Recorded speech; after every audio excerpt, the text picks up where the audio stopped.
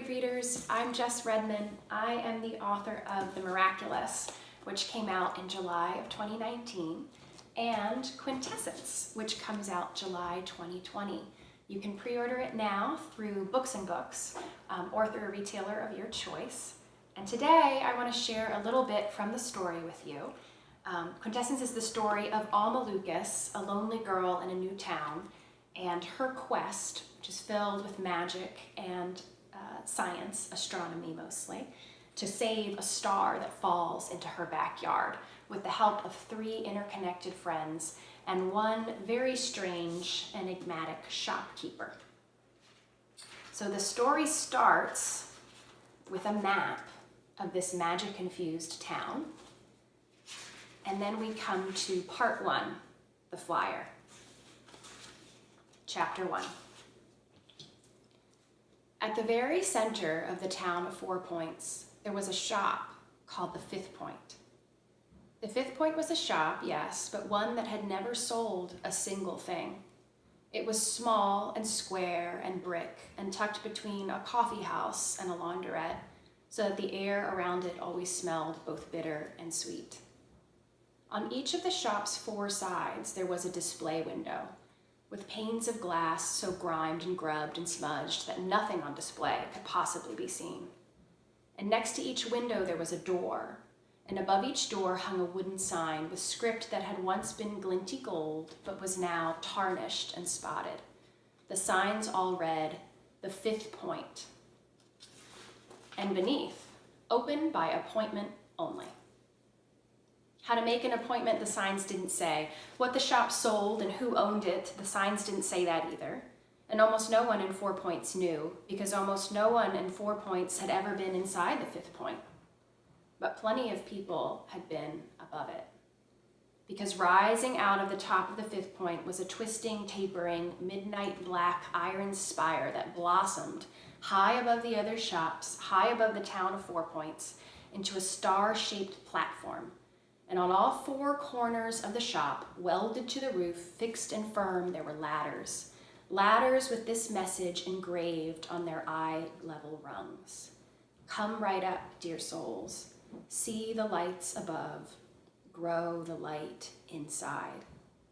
And inside the 5th Point, someone was watching and waiting, always watching and waiting for the right ones to come and see and grow. Chapter 2. If the flyer had not been stuck to the school's front door, Alma Lucas would never have noticed it. She was in a hurry, after all. Alma was in a hurry because it was the end of the school day. The bell was about to ring, and then the halls would fill with students. This was how almost every one of her episodes had happened, in these halls full of students. And more than anything else, Alma did not want to have another episode. She was also distracted, even more so than usual. She was distracted because last night after dinner, she'd had the discussion with her parents. And she'd been turning the words over in her head all day long, over and over and over and over. The discussion had gone like this. "So Alma," her father said, lacing his fingers together the way he did when he was about to say something serious. "Let's check in. It's been 3 months since we moved. It's been more than 2 months since your last episode. How do you think you're acclimating to 4 Points?" Alma, staring at her plate of barely touched pasta, imagined herself in a vast and snow-filled tundra wearing a swimsuit. That was how she was acclimating, like it was -1,000,000 degrees and she was dressed for a pool party. But she didn't want to tell her father that. The truth, she knew, would only lead to more discussions. "Alma," her father said, are you listening?" "I am," Alma replied, "and I think I'm acclimating really well. The weather's good. That's what I think." She hadn't been smiling before, but she smiled then. It made her face feel strange, like she'd put on a very tight mask.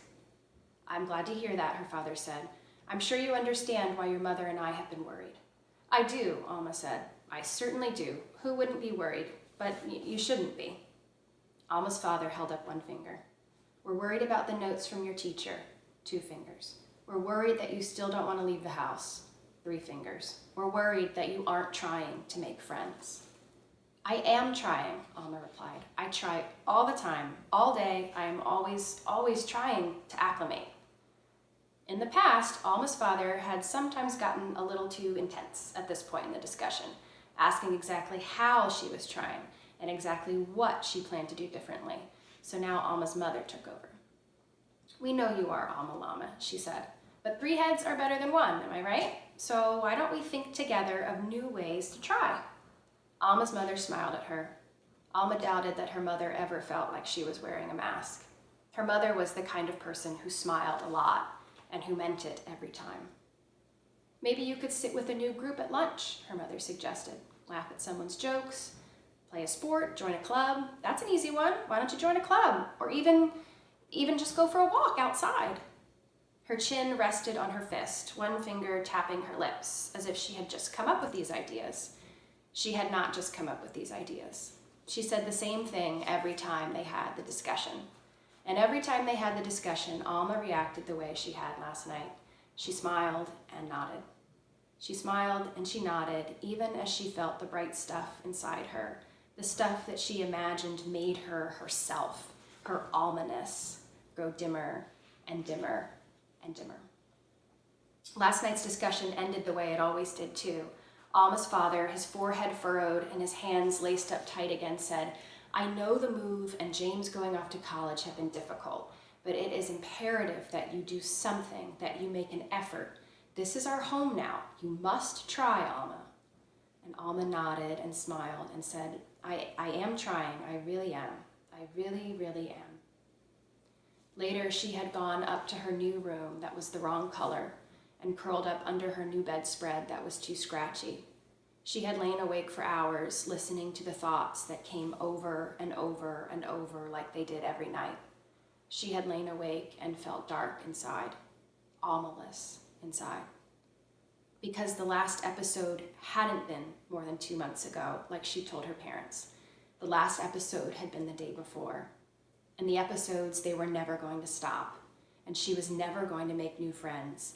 And this place was never going to feel like home.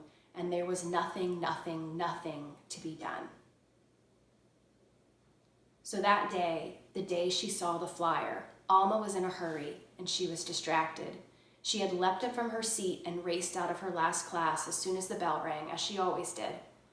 She was running down the hall as she always did. Her eyes were on the finish line, the handle of the front door, and then her hand was on the door and her eyes were just above. And then there were stars.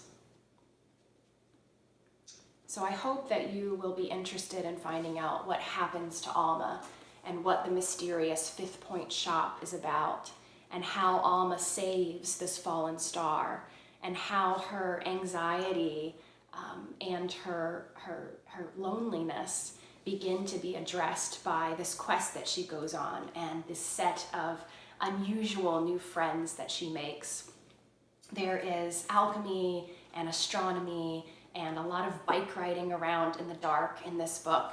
And it has a lot of fun in it, and also, I think, a lot of heart. So I hope this is a story you'll be interested in, and I hope that if you do read it, you will share your thoughts with me.